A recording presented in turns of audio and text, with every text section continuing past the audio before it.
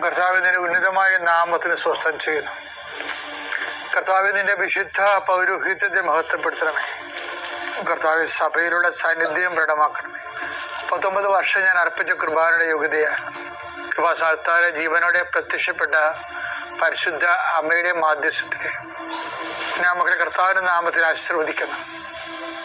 കർത്താവെ, അന്നു വേണ്ട ആഹാരം ഇന്ന് ഞങ്ങൾക്ക് നൽകണമെന്ന് പ്രാർത്ഥിച്ചു. അവിടുന്ന് ഞങ്ങൾക്ക് ഈ ഡെയിലി ബ്രെഡ് കിട്ടുന്ന ഈശോയെ,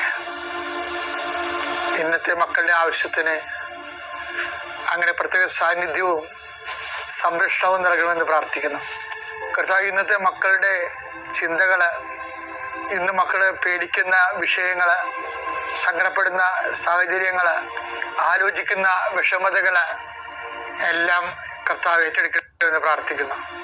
നിന്റെ യാത്ര, നിന്റെ ജോലി, നിന്റെ സംരംഭങ്ങൾ, നീ ഉത്തരം കൊടുക്കേണ്ട വ്യക്തികൾ, നിന്നെ അലട്ടുന്ന മാനസികാവസ്ഥകൾ കർത്താവ് ഏറ്റെടുക്കട്ടെ എന്ന് പ്രാർത്ഥിക്കുന്നു.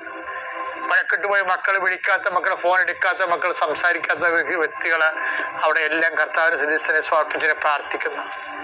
കല്യാണങ്ങൾ വന്നും പോയിരിക്കുന്ന പല കല്യാണം നടക്കുന്നില്ല. അതുകൊണ്ട് തന്നെ പല കാര്യങ്ങൾക്കും ഒത്തുചെയ്യ സമയമാകുമ്പോൾ പണമില്ലാത്ത അവസ്ഥ വരുന്നു. എന്ത് ചെയ്യുമെന്ന് അറിയാൻ പാടില്ലാതെ നിൽക്കുന്ന, അന്തം മുട്ടി നിൽക്കുന്ന മക്കളെ അവർ കർത്താവിൻ്റെ നാമത്തിൽ അവരെ ആശീർവദിക്കുന്നു. കർത്താവെ, എങ്ങനെ ജീവിക്കും എന്ന് വിചാരിച്ച് ഒരു വഴിയും കാണാതിരിക്കുന്നവർക്ക് ഇന്ന് നീ വഴി കാണിക്കണം കർത്താവെ. 17 മണിക്കൂറിനുള്ളിൽ അവർക്ക് വഴി കാണിക്കാൻ വേണ്ടി പരിശുദ്ധമതയും അതിനെ ഏൽപ്പിക്കുന്നു. എൻ്റെ കർത്താവിൻ്റെ ഉന്നതമായ നാമത്തിൽ, സഭയുടെ അധികാരത്തിൽ, കുരിശിൻ്റെ അടയാളത്തിൽ, ദൈവശക്തിയ ദൈവത്തിനെ ഞാൻ അനുഗ്രഹിക്കപ്പെടട്ടെ.